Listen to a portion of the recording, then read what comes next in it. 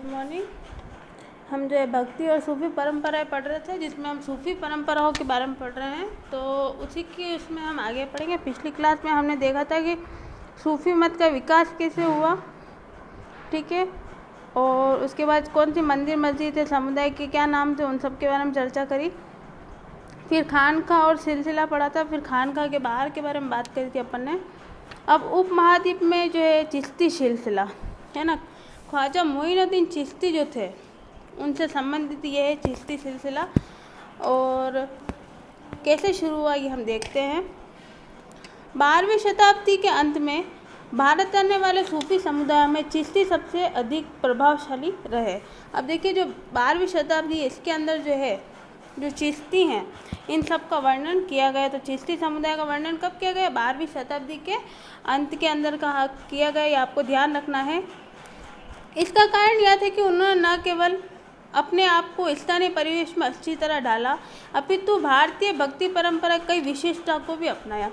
अब जो ये चिश्ती रहे है ना, इन्होंने जो स्थानीय परिवेश यानी कि जो यहाँ जहाँ ये रहते थे है ना, वहाँ के कैसा परिवेश है, वहाँ का रहन सहन कैसा है, वहाँ उस अकॉर्डिंग इन्होंने अपने आप को ढाल लिया।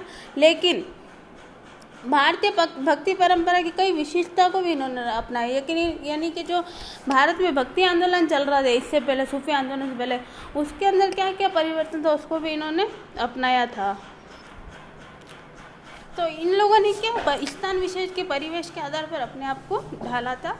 और अब आगे देखिए, चिश्ती खानकाह में जीवन। अब जो चिश्ती खानकाह यानी जो रहने का स्थान था उसके अंदर उनका जीवन किस प्रकार का था उसके बारे में चर्चा करें। खानकाह सामाजिक जीवन का केंद्र बिंदु था। हमें शेख निजामुद्दीन औलिया 14वीं शताब्दी की खानकाह के बारे में पता है, जो उस समय के दिल्ली शहर की बाहरी सीमा पर यमुना नदी के किनारे ग्यासपुर में था। अब जो है किसके बारे में चर्चा हो रही? शेख निजामुद्दीन औलिया के बारे में, ठीक है। और शताब्दी कौन सी चल रही है? 14वीं चल रही है। और वो रहते कहाँ थे? दिल्ली शहर की यमुना नदी के किनारे, है ना, यमुना नदी के किनारे। और जगह का नाम था ग्यासपुर, ठीक है। तो ये यहाँ पर रहते थे। यहाँ कई छोटे छोटे कमरे और एक बड़ा हॉल यानी जमात खाना था, जहाँ सहवासी और अतिथि रहते और उपासना करते थे। अब देखिए, जो खानकाह की बात हो रही है तो खानकाह था और ये निजामुद्दीन औलिया का था। और कहाँ पर था? यमुना नदी के किनारे ग्यासपुर में था। अब ये जो खानकाह था यानी जो रहने का स्थान है, वहाँ पर कई छोटे छोटे कमरे और एक बड़ा हॉल था। उस हॉल को क्या बोलते हैं? जमात खाना, जहाँ पर सारे लोग इकट्ठे होकर एक साथ बैठा करते थे। सहवासी और अतिथि रहते थे। और जो है कुछ जो उनके मिलने वाले वो और कुछ जो मेहमान आकर ठहरते थे वो सब खानकाह के अंदर रहते थे। और क्या करते थे? वहाँ पर उपासना करते थे। सहवासियों में शेख का अपना परिवार, सेवक और अनुयायी थे। और अब ये कह रहे जो सहवासी है उसमें शेख का जो है अपना खुद का परिवार था और उनके सेवक और अनुयायी उनके साथ में रहते थे। शेख एक छोटे कमरे में छत पर रहते थे, जहाँ वह मेहमानों से सुबह शाम मिला करते थे। और जो अब निजामुद्दीन जो जिनके बारे में औलिया के बारे में बात कर रही है वो, और जो अन्य शेख हुआ करते थे वो कहाँ रहते थे? छत पे कमरा था उसमें रहते थे। और वहाँ पर वो किससे मिलते थे? अपने कमरे में अपने मेहमानों से मिला करते थे। आंगन का एक गलियारे से घिरा होता था और खानकाह के चारों ओर दीवार घेरे रहती थी। और जो एक बीच में आंगन हुआ करता था, चारों तरफ क्या होती थी? दीवारें होती थी। एक बार मंगोल आक्रमण के समय पड़ोसी क्षेत्र के लोगों ने खानकाह में शरण ली। और अब जो एक मंगोलों की जब आक्रमण हुआ तो कुछ लोगों ने जो पड़ोसी क्षेत्र के थे उन्होंने कहाँ पर शरण ली? खानकाह के अंदर शरण ली। देखिए, चिश्ती सिलसिले के मुख्य उपदेशक। अब देखिए, चिश्ती सिलसिला शुरू हुआ सबसे पहले जो है शेख मोइनुद्दीन चिश्ती से जो है शुरू हुआ था अजमेर में, है ना। ख्वाजा मोइनुद्दीन चिश्ती जो 1235 के अंदर अजमेर राजस्थान में आकर बसे। उसके बाद उनके अनुयायी जो हुए शिष्य के रूप में ख्वाजा कुतुबुद्दीन बख्तियार काकी के नाम से हुए, जो कहाँ कर थे? 1235 में और दिल्ली में थे। इन ख्वाजा कुतुबुद्दीन बख्तियार काकी के नाम पर ही अपना कुतुब मीनार बना हुआ है, आपको ध्यान रखना है, ठीक है। जिसे इल्तुतमिश ने जो है काम शुरू करवाया था, है ना। तो कुतुबुद्दीन जो है बख्तियार काकी इनके नाम पर कुतुब मीनार है। तो फिर दिल्ली में इन्होंने जो है चिश्ती सिलसिला चलाया। उसके बाद जो है इनके जो अनुयायी हुए वो हुए शेख फखरुद्दीन गंज शंकर, है ना, जिन्होंने 1265 के अंदर अजोधन यानी पाकिस्तान के अंदर जो है चिश्ती सिलसिला चलाया। फिर जो है आगे हुए शेख निजामुद्दीन औलिया, है ना, शेख निजामुद्दीन औलिया हुए, जिन्होंने 1325 में क्या करा, दिल्ली के अंदर जो है सूफी जो है चिश्ती जो है सिलसिला चलाया। आपको सीरियल याद रखना है। फिर शेख नसरुद्दीन चिराग दिल्ली हुए 1356 में, जिन्होंने दिल्ली के अंदर जो है अपना जो है चिश्ती सिलसिला का प्रचार प्रसार किया। चलिए आगे देखिए। अब जो खान का है उसमें लोग रह रहे हैं शरण करके, उसके बीच में चिश्ती सिलसिला के बारे में आ गया सीक्वेंस, तो मैंने आपको बता दिया। तो खानका के बारे में देखें, यहाँ एक सामुदायिक रसोई यानी लंगर फुतू बिना मांगी खैर पर चलती थी। अब लंगर रसोई क्या मतलब कि कोई भी आकर वहाँ खाना बन रहा खा सकता है ना, जो लोगों को ज़रूरतमंद है वो वहाँ आकर खाना खा सकते हैं।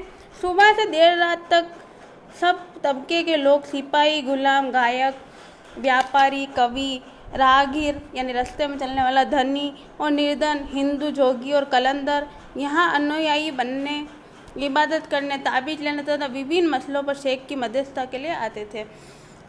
अब प्रत्येक प्रकार का व्यक्ति क्या है, वो शेख से मिलने के लिए आया करते थे।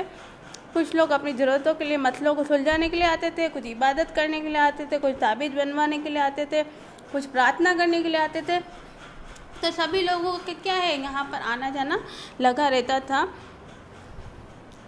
कुछ अन्य मिलने वालों में अमीर हसन सिजसी और अमीर खुसरो जैसे कवि तथा दरबारी इतिहास का जियाउद्दीन बर्नी जैसे लोग शामिल थे। और कुछ जो है कवि हुए, देखिए हसन सिजसी और अमीर खुसरो का काफ़ी नाम है, और जियाउद्दीन बर्नी, है ना, ऐसे लोग भी जो है उस खानका के अंदर शामिल थे। इन सभी लोगों ने शेख के बारे में लिखा। शेख के सामने झुकना, मिलने वालों को पानी पिलाना, दीक्षितों के सर का मुंडन तथा यौगिक व्यायाम आदि व्यवहार इस तथ्य के गोते की स्थानीय परंपराओं को आत्मसात करने का प्रयत्न किया गया। और अब ये कह रहे हैं कि जो ये जियाउद्दीन बर्नी है, अमीर खुसरो, काफ़ी जो है लेखक के रूप में इनकी भूमिका रही है, इन्होंने काफ़ी सारा जो है रचनाएँ लिखी है। तो इन लोगों ने लिखा है कि लोग क्या कर रहे हैं, शेख के बारे में लिख रहे हैं कि भाई शेख के सामने झुकते थे कुछ लोग, फिर मिलने आते थे, पानी पिलाते थे, दीक्षितों का सर मुंडन होता था, यौगिक व्यायाम होता था। तो इस तथ्य के घोतक है और स्थानीय परंपरा को, इससे ये साबित हो रहा है कि जो है उस समय क्या होती थी, इस प्रकार की स्थानीय परंपरा थी कि भाई जो है किसी न किसी के सामने झुका जाता होगा। शेख निजामुद्दीन ने कई आध्यात्मिक वारिसों को चुनाव किया और उन्हें उपमहाद्वीप के विभिन्न भागों में खान का स्थापित करने के लिए नियुक्त किया।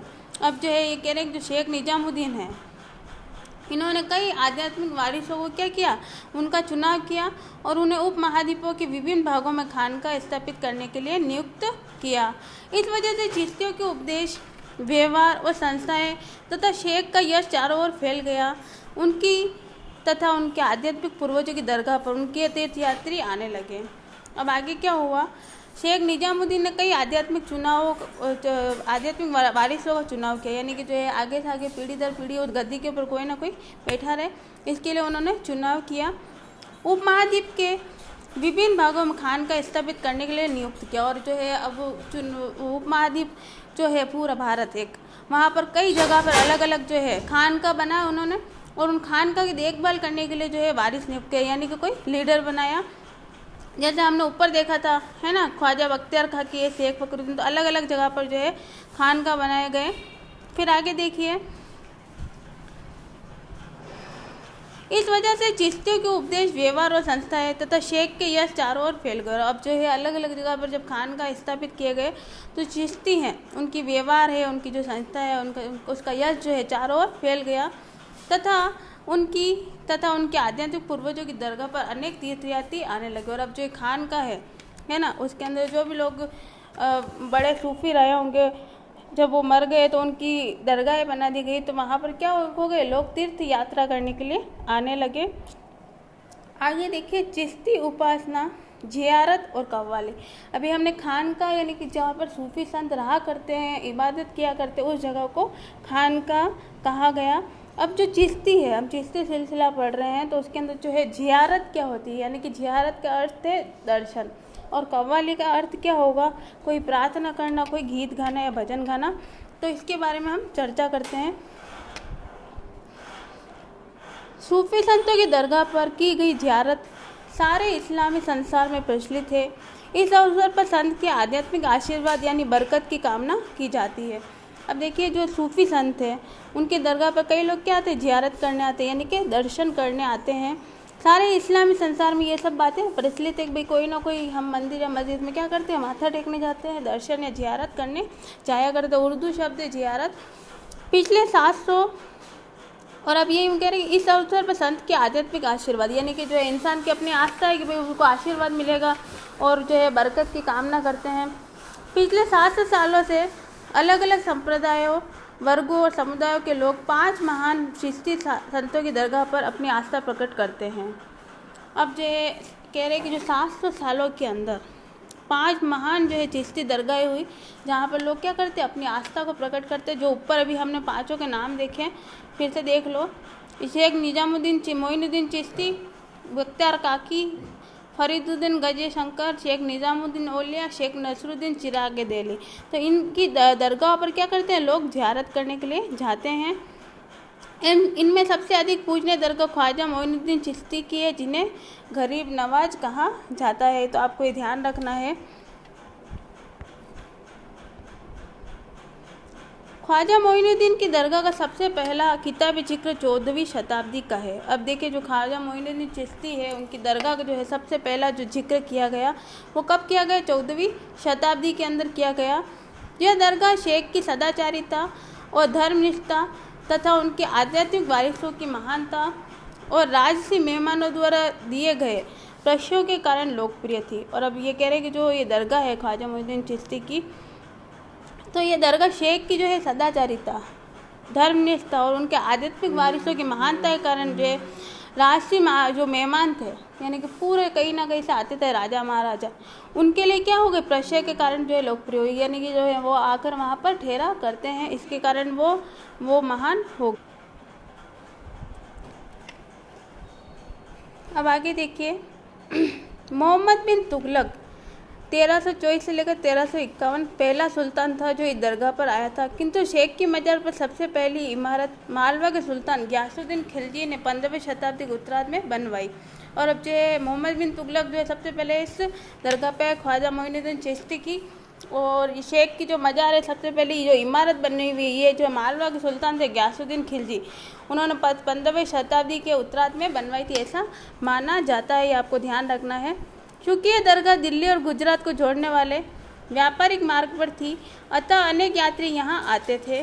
16वीं शताब्दी तक आते आते अजमेर की दरगाह बहुत ही लोकप्रिय हो गई, और जो अजमेर की दरगाह है 16वीं शताब्दी आते आते क्या हो गई, बहुत ही लोकप्रिय हो गई, प्रसिद्ध हो गई। इस दरगाह को जानने वाले तीर्थ यात्रियों के भजनों ने ही अकबर को यहाँ आने के लिए प्रेरित किया। और अब ये यूँ कह रहे हैं कि जो तीर्थ यात्री है उनके भजनों ने ही अकबर को यहाँ आने के लिए क्या किया, प्रेरित किया। अकबर यहाँ 14 बार आया, कभी तो साल में 2-3 बार, कभी नई जीत के लिए आशीर्वाद लेने तथा संकल्प की पूर्ति या फिर पुत्रों के जन्म पर। अब देखिए कि वो जो है अकबर जो है 14 बार आया होगा, और साल में कभी 2-3 बार भी आ जाता, काफ़ी बार जो है अकबर आया, और ऐसा माना जाता है कि वो पुत्र प्राप्ति के लिए भी जो है वहाँ पर दरगाह पे गया था। आपने मुगल आजम मूवी देखी हो तो उसमें पता है आपको चलेगा कि वो जो है सलीम का जब जन्म होता है तो उस समय वो अजमेर की दरगाह पर दुआ करने जाता है। तो यहाँ पर भी जो है आपको ध्यान रखना है कि वो आशीर्वाद लेने, संकल्प लेने, किसी चीज़ों का युद्ध के लिए जो है प्रार्थना करने जो है वहाँ पर गया था। देखिए, कुछ चित्र दिए यहाँ पर, फोटोग्राफ्स। शेख निजामुद्दीन औलिया और उनके शिष्य अमीर खुसरो पर 17वीं शताब्दी का एक चित्र देखिए। ये यहाँ पर जो है शेख निजामुद्दीन औलिया बताए गए और उनके अनुयायी हैं उनके साथ साथ, ठीक है। तो ये देखना है अपन को, पुराना पिक्चर बताया है यहाँ पर भी देखिए कुछ प्रार्थना करते हुए बताया गया है खानका के अंदर। अजमेर की तीर्थ यात्रा में बादशाह जहांगीर का स्वागत करते हुए शेख मनोहर नामक कलाकार का चित्र लगभग, ठीक है, ये आपको ध्यान रखना है। अब देखिए मुल्क का चिराग। अब देखिए मुल्क का चिराग, प्रत्येक सूफी दरगाह के कुछ विशिष्ट लक्षण होते हैं। 18वीं शताब्दी में दक्कन के दरगाह कुली खान ने शेख नसरुद्दीन चिराग दिल्ली की दरगाह के बारे में मुरक्का दिल्ली की एल्बम में लिखा कि शेख सिर्फ दिल्ली के ही चिराग नहीं अपितु सारे मुल्क के चिराग है। लोगों का हुजूम यहाँ आता है, खासतौर से इतवार के रोज़। दिवाली के महीने में दिल्ली की सारी आबादी दरगाह पर उमड़ आती है और हौज के पास तंबू गाड़कर वे कई दिनों तक यहाँ रहते हैं। पुराने लोगों को ठीक करने के लिए वे यहाँ नहाते हैं। हिंदू और मुसलमान एक ही भावना से आते हैं। सुबह से शाम तक लोग यहाँ आते हैं और पेड़ की छाँव में हंसी खुशी में समय बिताते हैं। अब जो 18वीं शताब्दी के बारे में बात करें कि दक्कन के दरगाह कुली खान ने जो नसरुद्दीन चिराग दिल्ली की दरगाह के बारे में मुरक्का दिल्ली की एक एल्बम है ना, किताब है, उसके अंदर उन्होंने लिखा कि शेख सिर्फ दिल्ली के ही चिराग नहीं है बल्कि वो पूरे मुल्क यानी पूरे देश के चिराग माने गए हैं। और लोगों का हुजूम यानी लोगों की तादाद में भीड़ जो है यहाँ पर आती है और ख़ास तौर पे जो है रविवार जो इतवार हम संडे कहते हैं उस दिन आती है। और दिवाली के महीने में तो बहुत सारे लोग जो है आबादी बहुत सारी भीड़ जो है यहाँ पर उमड़ कर आ जाती है। और हौज हम कैसे कहते हैं, पानी का जो होता है ना, जिसके अंदर पानी भरा हुआ होता है, जिसमें हम स्नान करते हैं, कुंड समझ लीजिए। उसके पास जो है तंबू गाड़ कर क्या करते हैं, लोग रहते हैं और अपने पुराने लोगों को ठीक करने के लिए यहाँ पर आते हैं और वहाँ पर उस हौज के अंदर नहाते हैं। और ये कहा गया कि जो हिंदू और मुस्लिम है उन दोनों की समान भावना से लोग यहाँ पर क्या करते हैं, इस जगह पर आकर ठहरते हैं और सुबह से शाम तक लोग पेड़ों की छाँव में हंसी खुशी अपना समय बिताते हैं। तो मुल्क का चिराग जो है चिराग दिल्ली के नाम से प्रसिद्ध है। आपको ध्यान रखना है, शेख नसरुद्दीन चिराग दिल्ली।